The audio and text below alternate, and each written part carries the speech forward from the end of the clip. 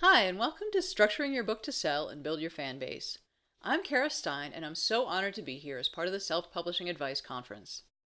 You're in the right place if you're already making a difference in your business, but you're ready to level up, you want to step into your authority, you're ready to stop paying for leads and actually have them coming to you, and you'd love to have your ideal clients seek you out and already know what you're about, what you do, why you're the person for them, and already be bought in and ready to buy when they talk to you. So, why are we here? It's time to step up and fully embody your greatness. The world needs you. In this presentation, here's what you'll learn: the 6 critical steps to publishing your book so that it sells, also best sells, that's not really a word, but I'm making it a word, brings you leads. I'll also show you what you can hire a pro for and what you can do yourself. There are some things that you really need a professional and some things you actually can do yourself if your budget's tight. So I'll show you the difference between those things. And most importantly, I'll show you how to keep your book selling in the long term. So a lot of people get really excited when they launch their book and they become a bestseller, and then the second their launch is over and they stop promoting the book, sales drop off and nothing ever happens again. And just to let you know, most self-published books end up selling less than 100 copies total in the entire lifetime of the book. And that includes the author's mom and the author's cat. Just really very few sales. And so you want the opposite of that. What we want to do is create a book that launches you to bestseller, that establishes your authority, you as the person for your thing in your niche, and continues selling month after month, week after week, year after year, and keeps bringing you leads every time. Instead of paying for leads, whenever somebody buys your book, they're basically paying you to become a lead, and that's what we want. By the time somebody has finished reading your book, they've spent several hours with you learning who you are, what you're about, and getting to understand what you do and why you do it and why you're the person for them. So that by the end of the book, they're much more ready to work with you, and they're much less likely to become one of those clients that's a backseat driver or is always questioning you, is always taking up time, or somebody who you write a proposal and they're like, oh, I don't know about this. By the time people come to you, they're already bought in, they know you're the person, and they'd love to work with you, and if anything, they're wondering if you're available, if you'd be willing to take on them. My goal for this presentation is for you, at the end of this, to know exactly what you need to do in order to publish your best-selling book and have it start bringing you leads. Now, obviously, in 45 minutes or an hour, I can't tell you everything about how to do those things, but you will know what you need to do. I want you to get the most out of the presentation today, so I've made a workbook for you to take notes as you follow along. I know there are a lot of presentations in this conference, so I wanted to make it easy for you to remember what you learn here. You can download the workbook at 17000days.com/selfpubcon. That's 17000days.com/selfpubcon. When you do, you'll also get my bestseller launch checklist to help you launch your next book to bestseller, and the publishing roadmap to guide you step by step through the process of publishing your book. You can get the whole kit at 17000days.com/selfpubcon. I'm Cara Stein, the founder of 17,000 Days and Project Bestseller. I'm also the best-selling author of 5 books. I'm a book designer, an editor, and a marketer, and I'm also a certified life coach, which comes in handy when my clients get stuck or don't know what to do or need more clarity on what they're doing. As a life coach, I can help them get that clarity and get unstuck and keep going and really step into their greatness. I help coaches and creative entrepreneurs publish best-selling books to bring them leads and clients. So just to give you a little bit of my background and why I'm qualified to give this presentation, I used to, like a lot of people, I used to have a job, and I was bored. It was a great job as far as I had fantastic benefits. I even had a pension plan, but I was really bored. And so when I quit, I started my own business. I thought, okay, this is going to be the life. You've probably been there, where you think like now is when everything is wonderful and this is my dream life, and nothing's ever going to be boring again, and it's all exciting and idealistic. And there is a lot to be said for working for yourself. I would not want to go back to corporate life or cubicle life for anything, honestly. But, and especially at the time, about a year after I quit my job, my boyfriend was diagnosed with lymphoma, and I was able to go with him to every single one of his chemotherapy appointments and be with him for the rest of that day and as much as he needed to help take care of him, to help make sure his kids got fed, all of that stuff. You know, if I'd still had a job, I would have probably been stuck in my little beige box going crazy while somebody else took him to his appointments. And that's part of why it's so amazing to work for yourself.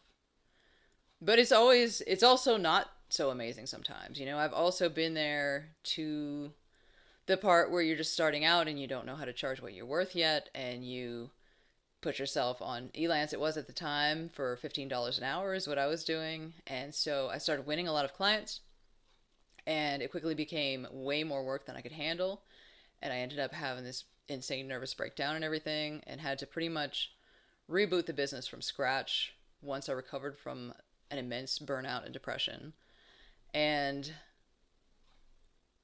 having gone through that, what I learned is that you really need to build a business that's sustainable and that works with what you are good at.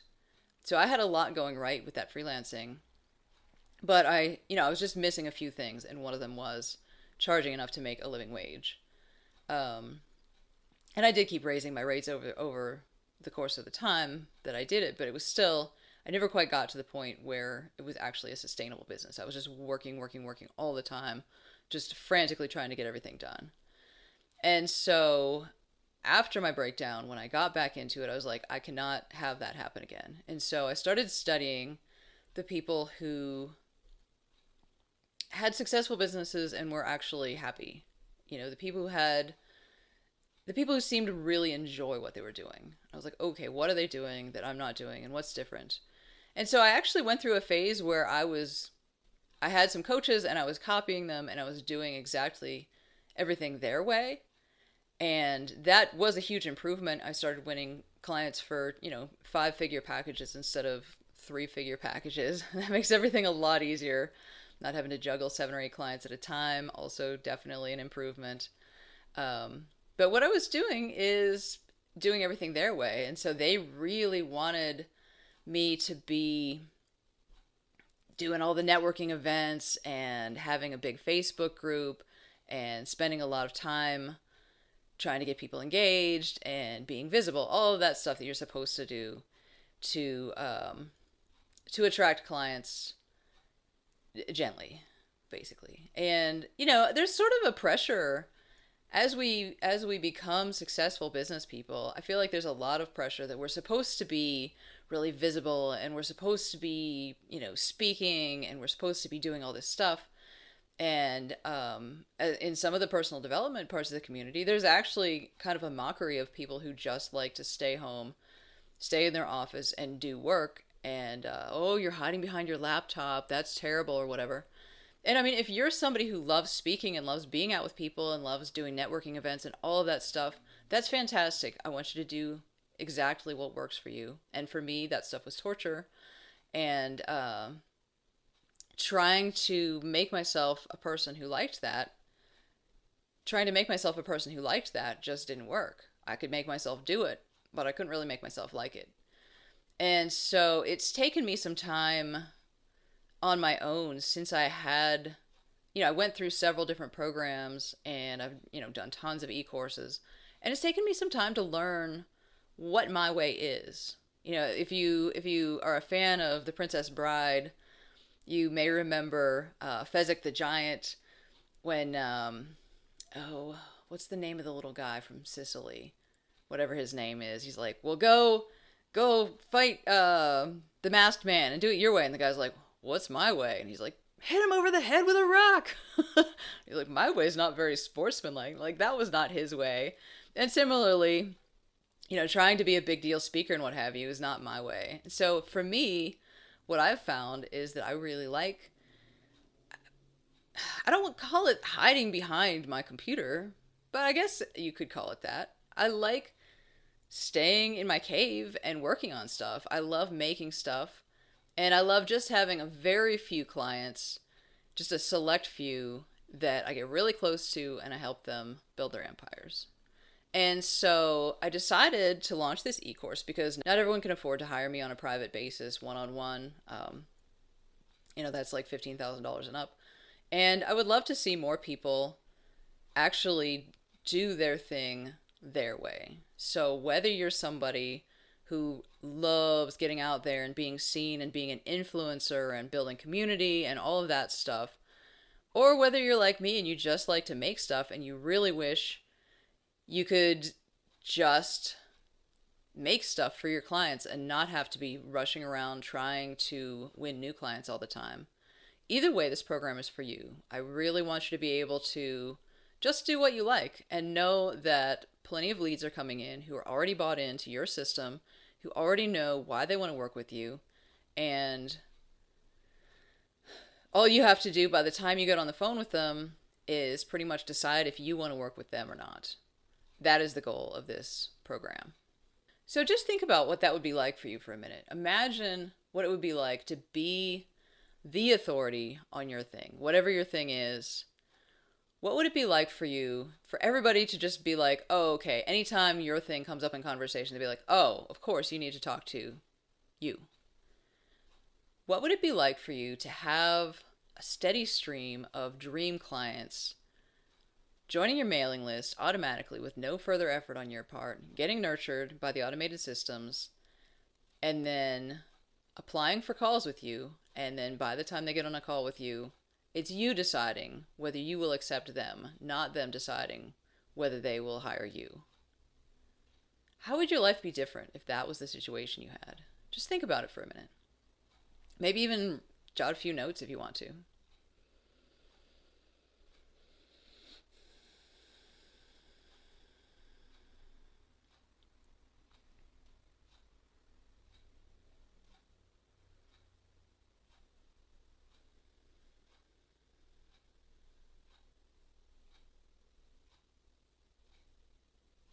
If you've got that picture really clear in your mind, now I want to go through the 6 steps to build your best-selling showcase book. The first step is laying the foundation. The second step is designing your book to sell. The third step is writing your book quickly. A lot of people take years and years to write their books, and you don't have to. You can do it in as little, depending on what you're starting with, as little as a weekend or a week.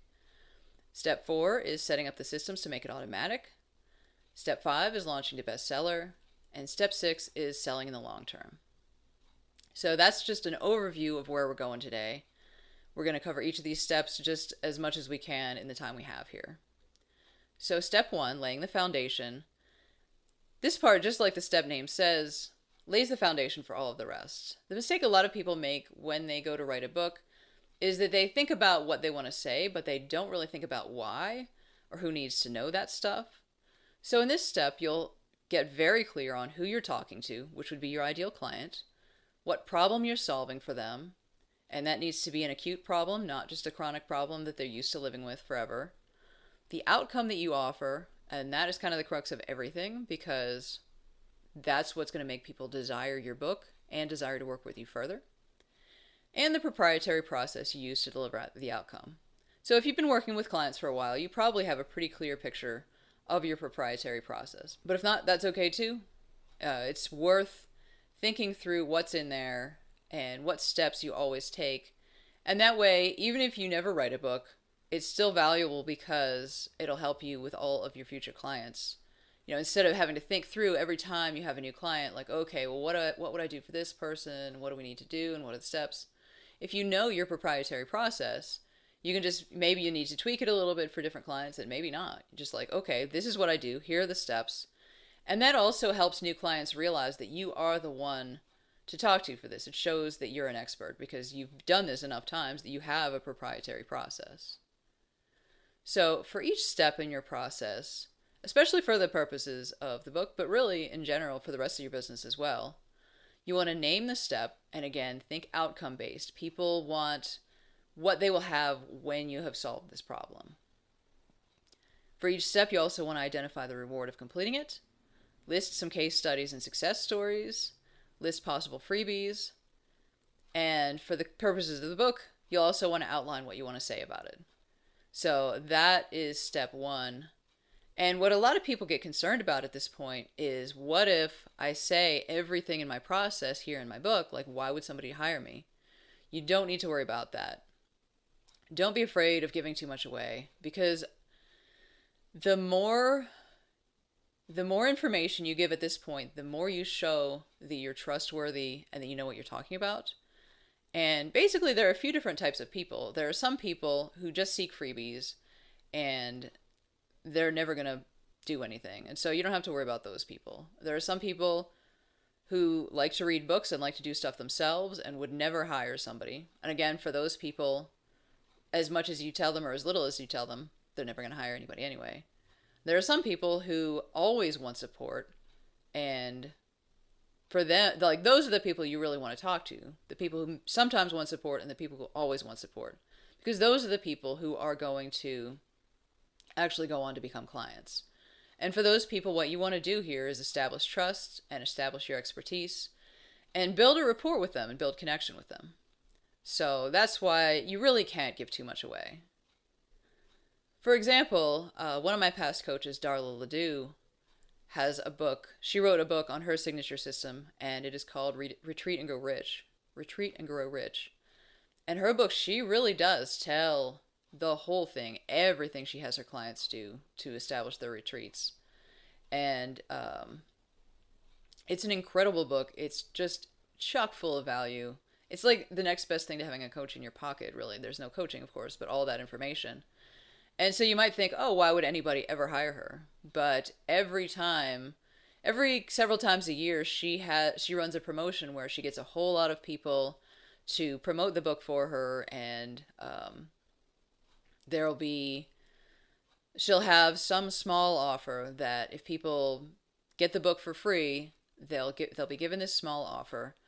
And then once they've been through the tiny program with her, that is the gateway on to going on a retreat with her, doing a bigger program with her, and ultimately her high-level program. And she always, every time she does this, ends up selling a whole lot of the small program and filling her retreats and her higher-level programs. Because people realize, even if you know everything there is to do, and even if you know how to do it, a lot of times, still you'll get stuck if you try to do it yourself. So it's worth having support. Most people know that. And, your ideal clients certainly know that. So that's why you don't need to be afraid of giving too much away in your book. Step 2 is designing the book to sell. That includes your hook, your title, your unique selling purpose, what distinguishes the book from everything else that's on the market on this topic, ways to get organic traffic, including keywords and categories that you'll set up for your book in Amazon, and making your book irresistible to your ideal client. Now, the reason we do this first is because it's much easier to write the sales copy and figure out what you want to promise for your book before you've written it than after.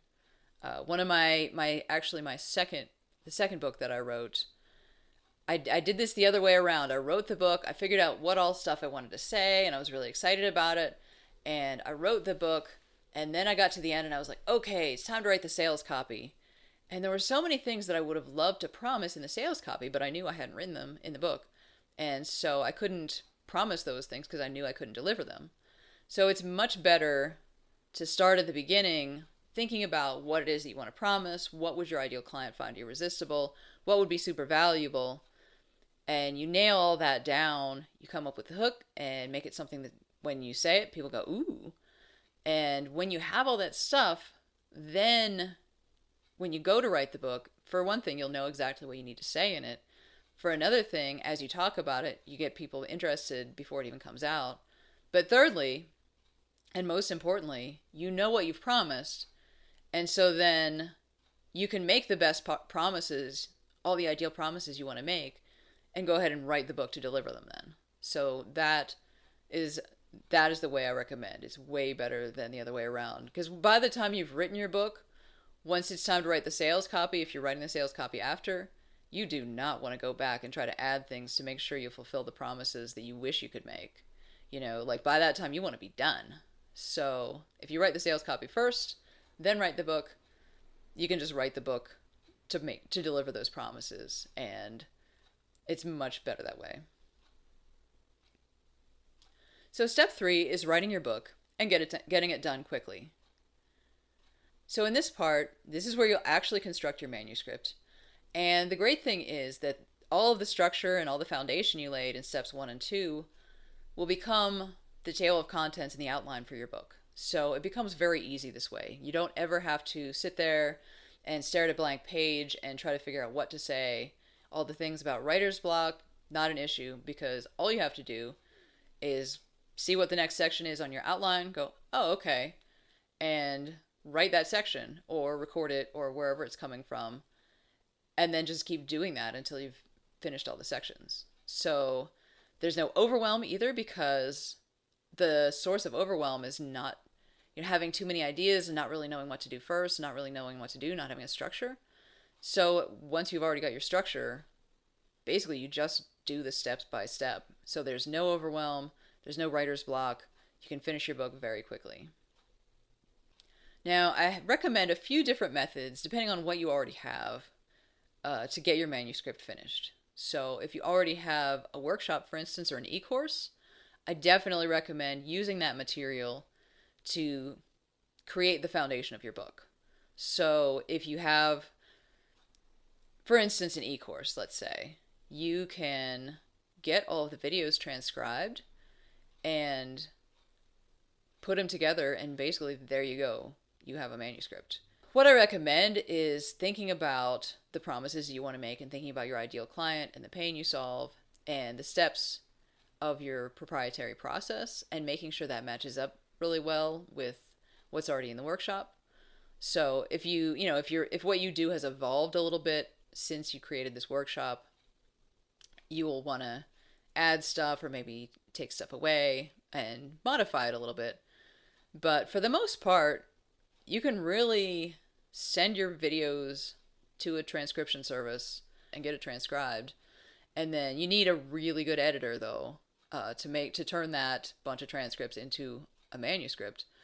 But basically, with almost no additional work on your part, you just need a transcriptionist and a really good editor, and then a cover designer and all that stuff, and there you go, there's your book.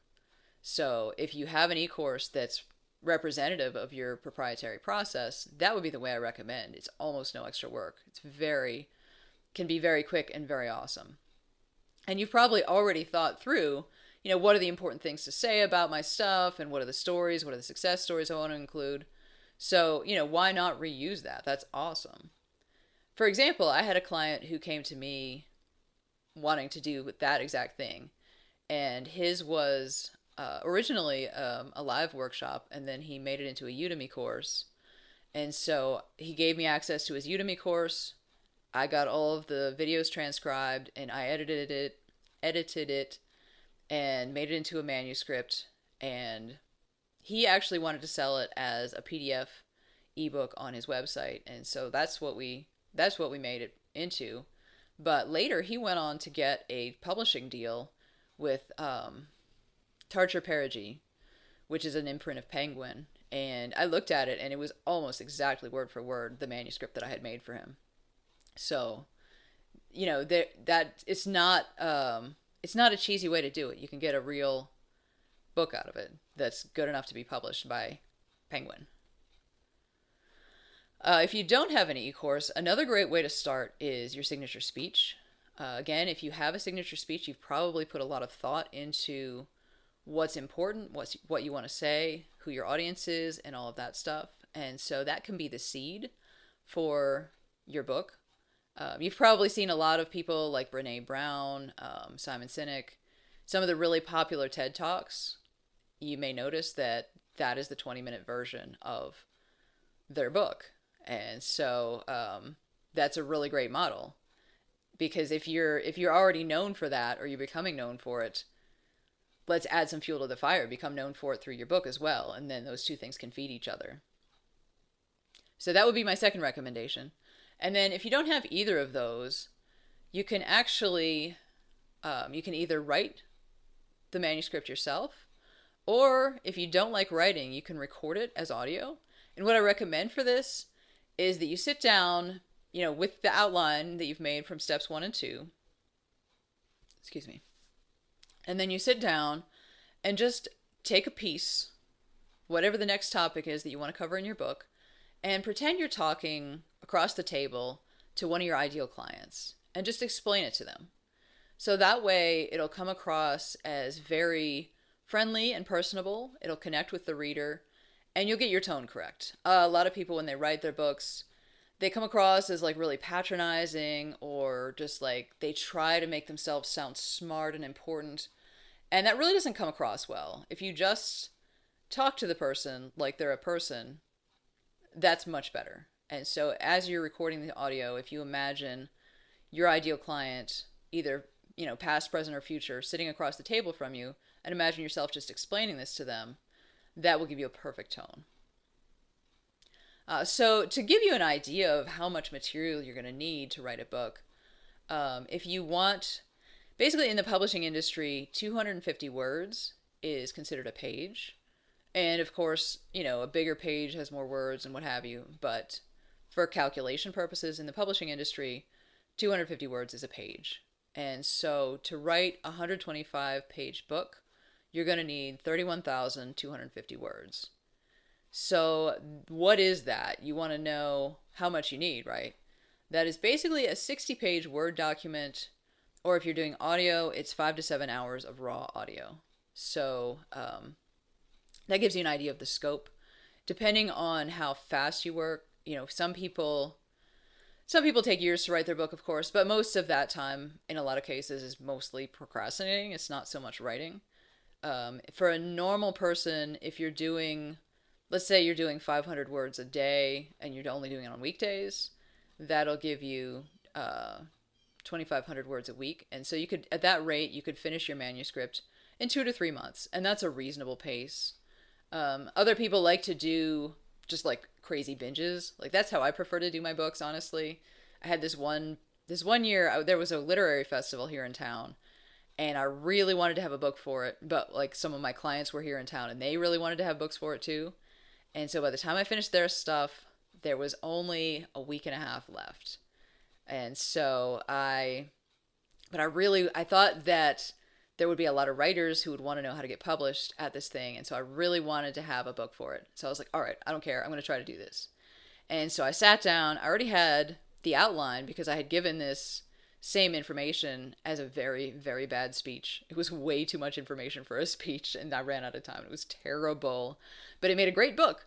So I already had the outline, and so I just sat down and wrote like the wind for 5 days, and I finished the manuscript 5 days, and that one was, I want to say it was like 23,000 words. So a little on the short side, but it still made a, nice book. It feels like a real book.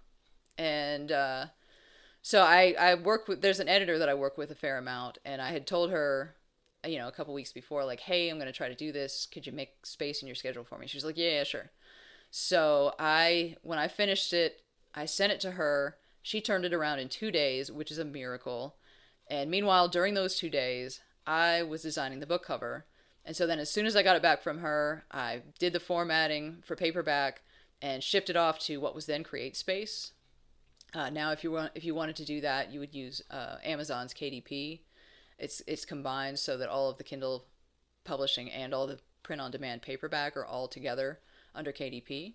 But at that time, it was CreateSpace. And so I sent it off, and they take 24 hours to review.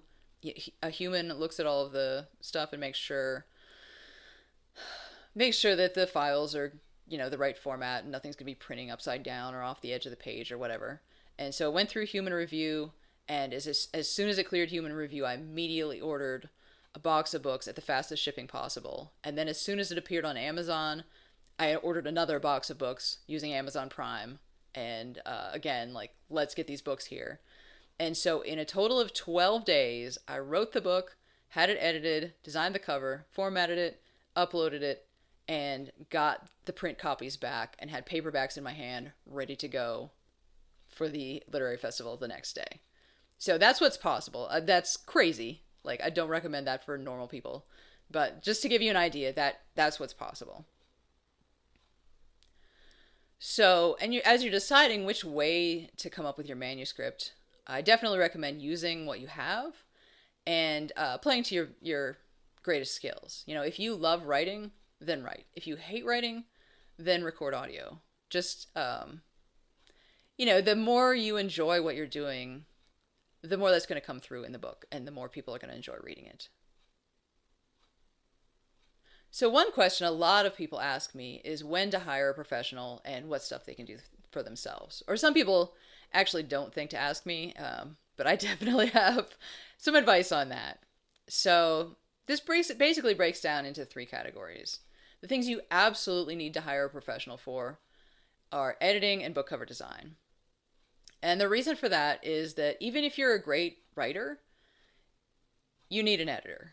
Like, I've had a lot of people who were, actually professional writers who still had written manuscripts that were really too stuffy. Like, they'd have been a great technical paper or whatever, but for a manuscript for a book that people were going to read on like a Kindle, their sentences were way too long, their paragraphs were way too long, and everything was just too long-winded.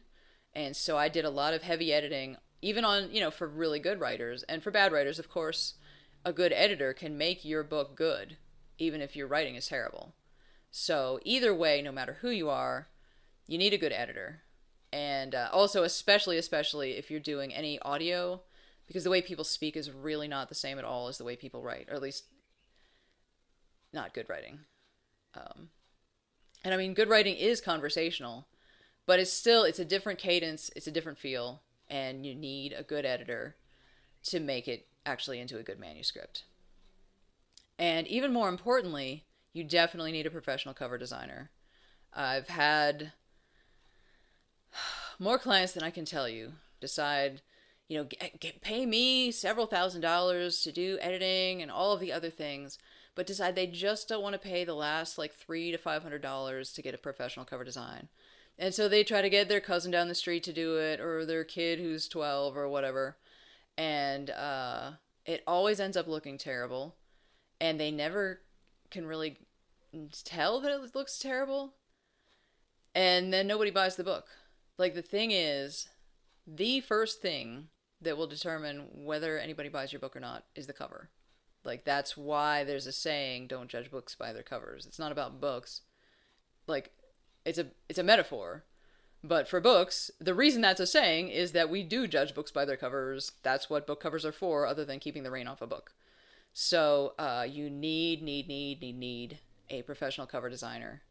And, it's only $300 or $500. Like, in the grand scheme of things, if this is your showcase book, that is the last thing you should skimp on. Like, basically, when somebody looks at your book on Amazon, first they'll look at the cover, and if they don't like it, they'll just go on by. They won't see any of the rest of it. Then they'll look at your title. If they like the cover, they'll look at your title and maybe your subtitle. And if they like those things, then maybe they'll read your sales copy.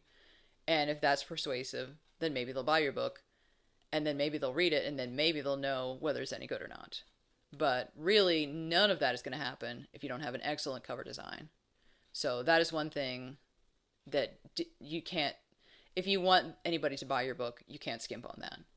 And you'll see probably a lot of advice out there to use sites like Fiverr or 99 Designs, and I do not recommend either of those. All of the work that I've seen from them really has been pretty much terrible, and or the designers did not get the rights to the images.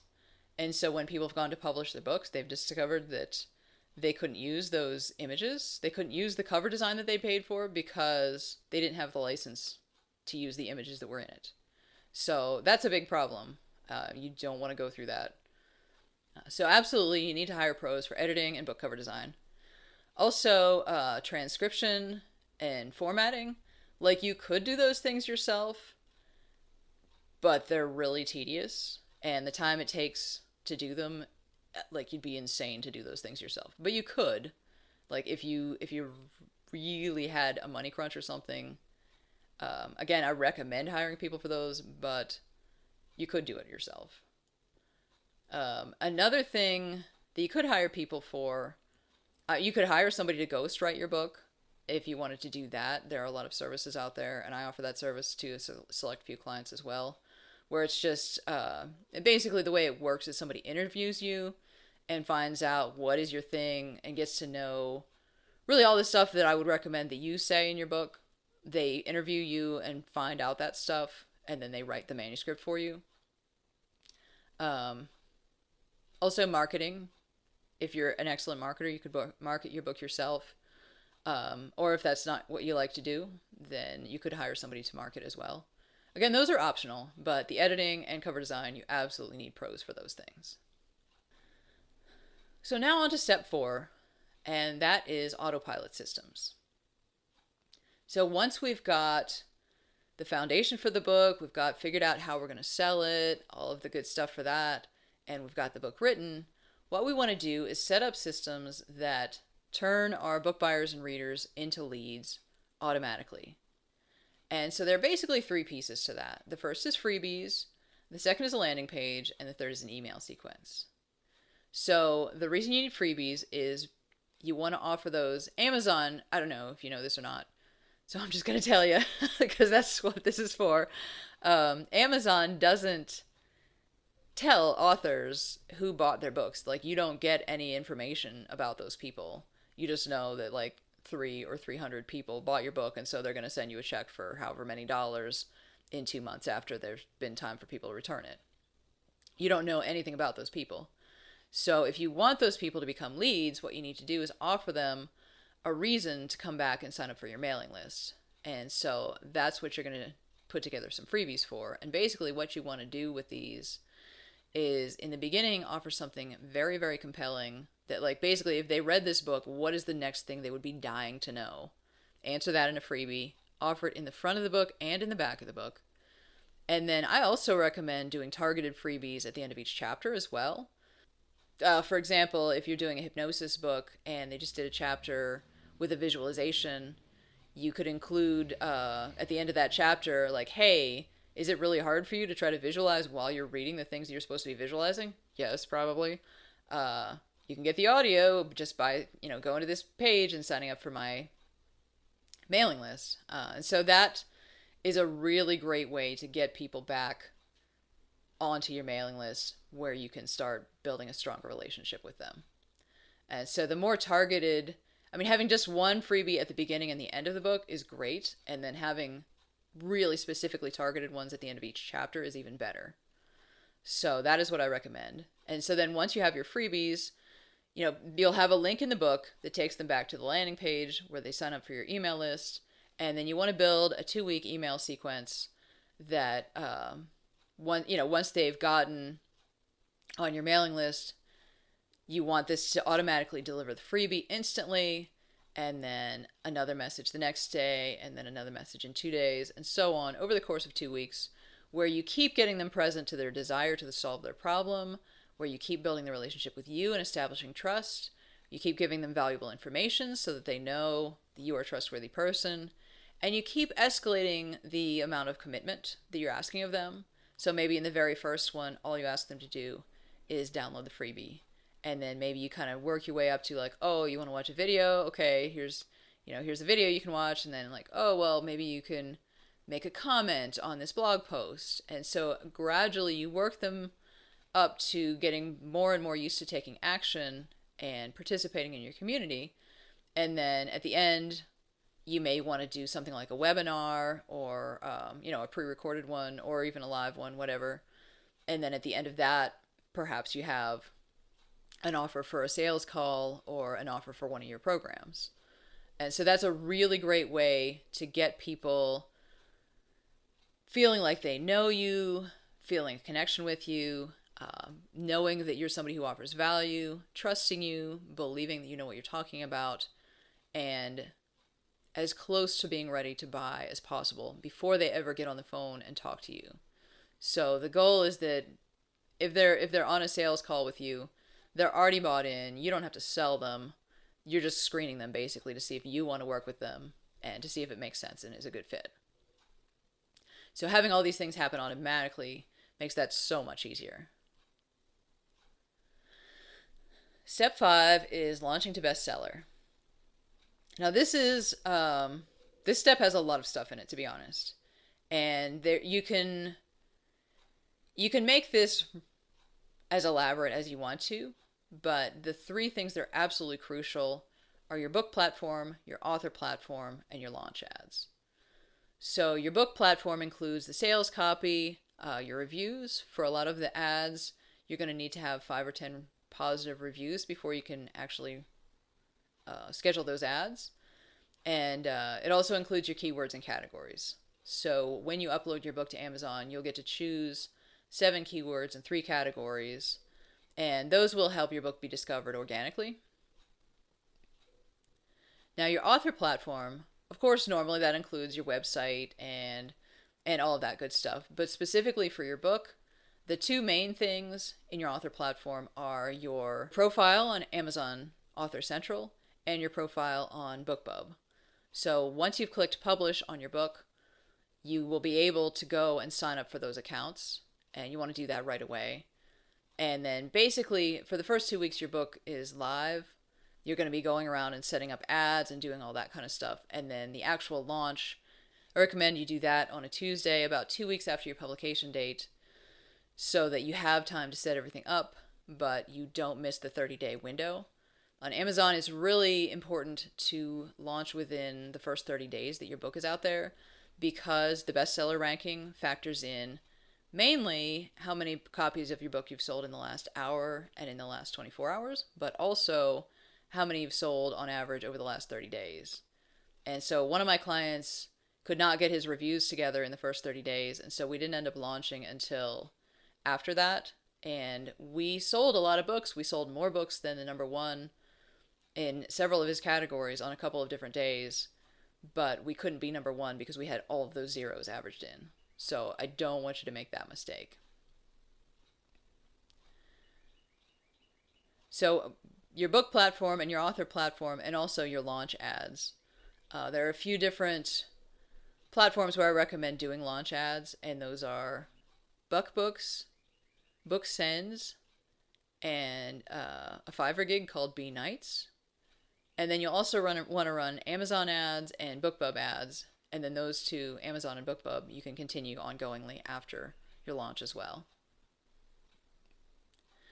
Now, in your launch, if you want to take it to the next level, I mean, just doing advertising and those basic things that I just described, will, depending on your category, is enough to make you a bestseller. But if you want to make a much bigger splash than that, which you probably do, some of the things you want to do include pre-launch buzz. So as you're writing the book and as you're getting it designed and what have you, mention to your followers, post on social media like, hey, I'm working on my book and I'm just really excited because the cover designs came back, or, oh, book is coming up in a couple months, like, this is really great. The more you do that, the more people will feel like they're part of the story, and so the more interested they'll be and the more excited they'll be when the book comes out. So that makes a big difference. Another thing that makes a big difference is having a street team. So this is basically, you send out a message to all of your followers and your current clients and say, hey, I'm doing a book, in a month or 3 months or whatever. Who wants to be on my street team? What you'll do for me is, as soon as the book comes out, you'll write a review and you'll promote it to everybody you know. Or maybe not everybody, you know. And what you'll get out of this is you'll get an advanced review copy. So you get a free copy of the book and you get to read it before anybody else does. And you get a backstage pass to the launch itself. And so a lot of people really want to, almost everybody wants to write a book. And so for a lot of people, that's very valuable. And for your fans too, they're probably, excited for you. And so they want to be on the team and be part of it and get to support you. And so that's exciting. That's a win all around. A lot of people worry that this is going to cost them sales, but honestly, it probably won't, because for one thing, not everybody will see the email messages where you invite them to be on the street team. For another thing, your book is going to be 99 cents during the launch. A lot of those people are your biggest fans and they'll just buy it anyway. So, and then having them help you promote it, you're not going to cost yourself sales that way. Another thing you can do is have affiliates. You can also do PR. And you can also offer special launch bonuses. So for this, think about like Kickstarter packages. If you buy just a copy of the book, then maybe you get a free PDF with it or something. And if you buy 5 copies, maybe you get to be in a special secret webinar that nobody else gets to be in. And if you buy 500 copies, maybe you get a keynote speech or something like that. Just think about what you can offer at very different price points. And a lot of the big authors do that to make their launches really big. So just to give you a case study, here is an example of one of my past clients. For his book, we launched to number 2. He was also number 3 in 3 different categories. He was in the top 10 of a total of 7 categories. And we actually had him in 10 different categories, and he was in the front page of all of them. Now, this is the same guy that I was just talking about who did not make the 30-day window, and so we never made number 1, which really bummed me out, to be honest. But he still was a solid bestseller in 10 different categories. And this is despite having a lot of disadvantages. So he had no email list, didn't have any fans or following or anything that would go out and buy his book, didn't do a street team, didn't have anybody to put on the street team. He had no relationships with influencers, so nobody bigger than him could, mention his book because he didn't have any relationships with those people. We did no PR. He offered no launch packages. He did no pre-launch build-up. And we launched after the 30-day window, and we still got him to number 2 bestseller. So that gives you an idea of what's possible. And he didn't spend a ton of money on ads either, maybe a total of about $300. So even if you really have, not a whole lot of advantages, you can still have your book do really, really well. Now, step 6 is selling in the long term. And this is really, everybody likes to be a bestseller, but selling in the long term is really way more important. And a lot of people, they'll do all the things and they'll launch their book and it'll be really exciting. And then as soon as they stop promoting the book, sales drop off and it just ends up in Amazon's graveyard, basically. So that is not very helpful. It does not bring in leads. If nobody's buying the book, nobody's joining your mailing list from it and becoming leads. So what we want to do is have the book sell in the long term. And the way to do that is using profitable ads. And so what you want to do is set up ads on BookBub and Amazon, mostly BookBub, honestly, and target other authors that are very similar to yours, and as time goes on, keep choosing more and more different authors, and notice, like what I do is run 1 ad per author so I can see which ones are performing well, and the ones that are doing great, I run them again the next week, and the ones that aren't, I drop them off and replace them with some other people. And so as you keep doing that over time, you can keep your book selling really just about as well as it did during the launch. And as long as you're paying less money in ads than you're making in royalties, basically that's all free advertising. The book is paying for itself. And so you can keep scaling that up and keep bringing in more and more leads to the point as much as you want. And so that's really exciting. So in step 6, you're going to keep optimizing your ads.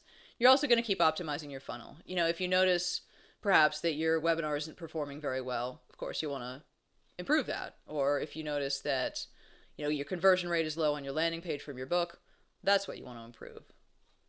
And as you keep optimizing that, you keep getting, more and more leads coming in for less money. So that's always awesome. So those are the 6 steps to structuring your book to sell and build your fan base. I hope you found this presentation valuable and learned a lot. If you'd like to get your publishing kit, including the bestseller launch checklist and publishing roadmap, you can still get those at 17000days.com/selfpubcon. I'd love to see you inside.